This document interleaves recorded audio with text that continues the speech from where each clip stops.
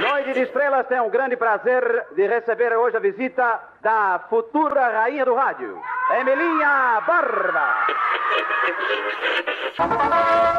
Presidente Costa e Silva fala sobre o ato institucional e dirige mensagem de Ano Novo ao povo brasileiro.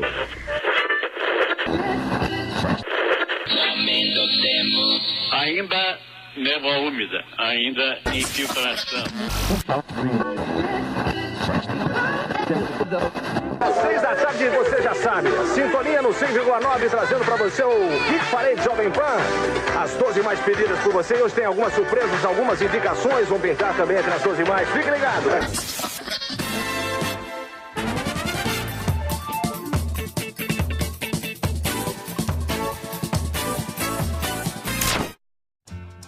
Em março da década de 50, os primeiros equipamentos de TV desembarcaram no Brasil. Em setembro daquele mesmo ano, a TV Tupi fazia sua estreia. Iniciava-se uma fase de mudanças na hierarquia do entretenimento, fazendo até então soberano o rádio ter que dividir seu espaço privilegiado.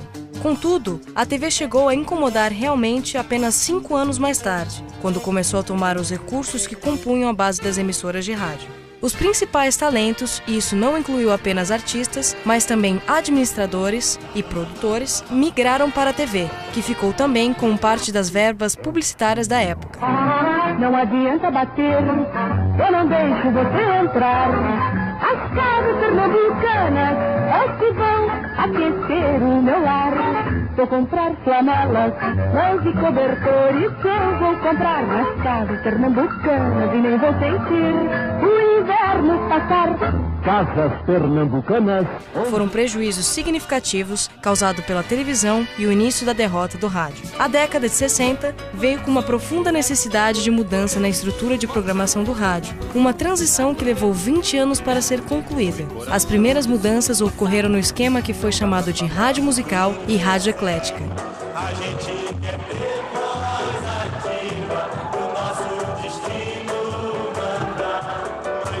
E o lugar antes ocupado pelos programas de auditório agora assume uma característica mais musical, chamada de disc jockeys, um misto de gêneros que visava atingir necessidades específicas dos seus ouvintes. Foram os anos dos locutores de voz boa, de excelente estilo comunicativo, como Haroldo, Andrade e Hélio Ribeiro. Eu sou o rádio. Meu nome é Rádio. Minha mãe é Dona Ciência. Meu pai é Marconi. Sou descendente longínquo do telégrafo. Sou o pai da televisão. Fisicamente sou um ser eletrônico. Meu cérebro foi concebido e formado por válvulas. Minhas artérias são fios por onde corre o sangue da palavra. Meus pulmões são tão fortes que consigo falar com pessoas dos mais distantes pontos deste pequeno planeta chamado Terra. Minha vitamina tem o nome de kilowatt. Quanto mais kilowatts me dão, mais forte eu fico e mais longe eu chego. Ainda nos anos 60, uma nova estrutura de rádio foi se desenvolvendo. A volta da sua expansão é marcada por um invento americano chamado transistor. O rádio então rompe as barreiras que o prendiam na sala de estar e começa a circular nos carros e acompanhar as pessoas no trabalho e jogos, integrando-se dessa forma ao dia a dia das pessoas. Nessa fase, o esporte ganha maior importância e passa a ser o suporte publicitário das emissoras, enquanto o disc jockeys continua se transformando e se desenvolvendo. O radiojornalismo ganha espaço e incentivo, e logo surgem as primeiras transições de rua, com uma das pioneiras, a Rádio Continental. Entretanto, a função de maior destaque adotada pelo rádio nesse período passa a ser a prestação de serviços. Tempo bom com nebulosidade ao início passará instável. Hoje, na Guanabara, os termômetros assinalaram a temperatura. Durante a época do golpe militar de 64, diversas rádios do país tentaram conclamar o povo brasileiro a se manifestar contra o regime, mas isso mudou com a vigoração do Ato Institucional 5 em 1968. Naquele ano, o rádio viveu uma grande interferência política em sua programação. Antes dos programas irem ao ar, os scripts deveriam ser levados ao censor dos militares. Se na programação estivessem escaladas músicas de cunho ideológico, como as de Chico Buarque ou de conteúdo pornográfico, essas músicas eram retiradas da programação e a rádio recebia uma advertência. Caso incorressem no erro, eram punidas. As rádios então passaram a obedecer os censores por medo. Durante os 10 anos do Ato Institucional 5, a conduta brasileira passa a ser controlada pela Polícia Federal através dos veículos de comunicação. No início dos anos 70, a população já tinha um acesso mais amplo ao rádio, e é nesse período que se inicia a revolução dos rádios FM, cuja primeira transmissão experimental tinha acontecido em 1955 com a Rádio Imprensa do Rio de Janeiro. As modificações se tornaram mais radicais, principalmente por causa do aumento da concorrência pelo fenômeno FM. O rádio então se segmenta em níveis distintos: geográfico, de público consumidor e de gênero de programa. O sucesso começa a retornar. A quantidade de estações cresce em todo o país. Na segunda metade da década de 70, as emissoras FM se expandem e o processo de reestruturação da programação passa a buscar uma segmentação ainda mais precisa. Bom, eu acompanhei o surgimento das rádios FM de forma comercial no Brasil, mais ou menos aí nos meados da década de 70. As FM surgiram, né, para suprir aí uma lacuna que faltava no mercado, que as rádios de amplitude modulada, as rádios AM, não ocupavam na época. A rádio AM era restrita a tocar músicas populares, música jovem guarda, sertanejo, também destinava-se ao jornalismo e também à transmissão de modalidades esportivas.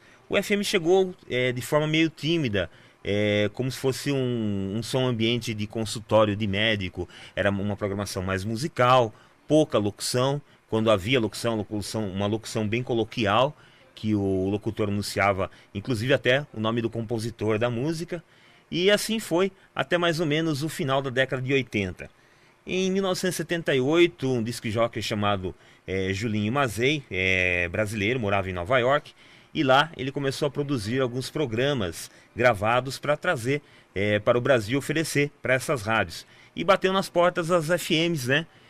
No início dessas rádios, e não foi bem aceito o seu tipo de locução. Curiosamente, quem abriu-lhe as portas foi a Rádio Difusora AM de São Paulo, em 1978, como eu já disse. E começou a transmitir os programas do Julinho. E a locução era totalmente diferente. É a locução que se aproxima hoje das rádios FM, aquela locução rápida, misturando palavras em inglês, traduzindo um pouco para o português, algumas frases e tudo mais, e chamou a atenção, e com isso conseguiu bastante audiência na cidade de São Paulo. E as FMs ficaram, né, meio que vendidas do que ele ia fazer e tal. E a primeira rádio a chamar o Julinho foi a Rede Transamérica, né? Na época, a rede de rádio não é como é hoje, via satélite. Era fitas gravadas que você distribuía na praça e eles colocavam no mesmo horário essas fitas. Então, o Julinho foi para o FM, para a Rede Transamérica, e com esse estilo dele de locução, que se usam até hoje na FM, ele acabou fazendo escola aí no Brasil. O programa já estava com grande sucesso no Brasil e a Transamérica me chamou para trabalhar. Eu não recusei, porque era uma grande oportunidade para mim sair do AM e ir para o FM, para uma qualidade de som melhor, para um alcance, inclusive, maior em rede já para o Brasil. Atenção, emissoras da Rede Transamérica. Em 5 segundos estará formada a maior rede FM da América Latina. Diretamente dos nossos estúdios em Nova York, via satélite, The Big Apple Show. Alô, Brasil, boa noite, ouvintes, mais uma conexão direta ao Brasil, Estados Unidos, do Big Apple Show. Welcome aboard, it's Friday night. Na primeira metade dos anos 80, a princípio, a rádio AM continua com popularidade similar ao dos anos 70. Mas a rádio FM avança em popularidade crescente, sobretudo entre os jovens. E uma coisa que aconteceu também com relação às rádios AM foi que, com o passar do tempo, as FMs começaram a invadir a praia do AM. A FM, que era mais restrita a uma programação musical, começou a fazer jornalismo e também tocar as músicas chamadas bregas, entre aspas, que passou a ter o segmento sertanejo, invadiu bem a praia do AM. Com isso, né, o AM foi enfraquecendo, porque o FM tem uma qualidade de som muito maior, sofre menos interferência, então as AMs foram deixadas de lado um pouco.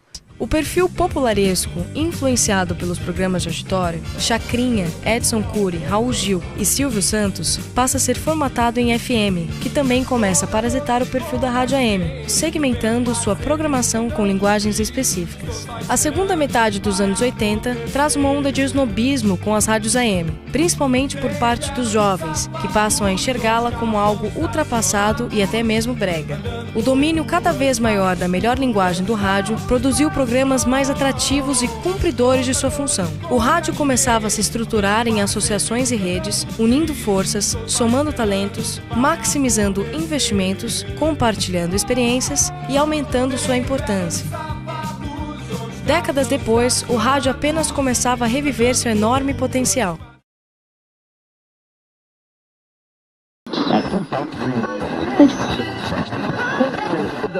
Noite de Estrelas tem o grande prazer de receber hoje a visita da futura rainha do rádio, Emilinha Barba.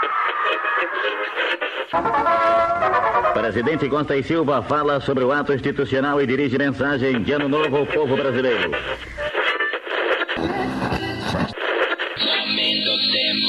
Ainda névoa úmida, ainda infiltração.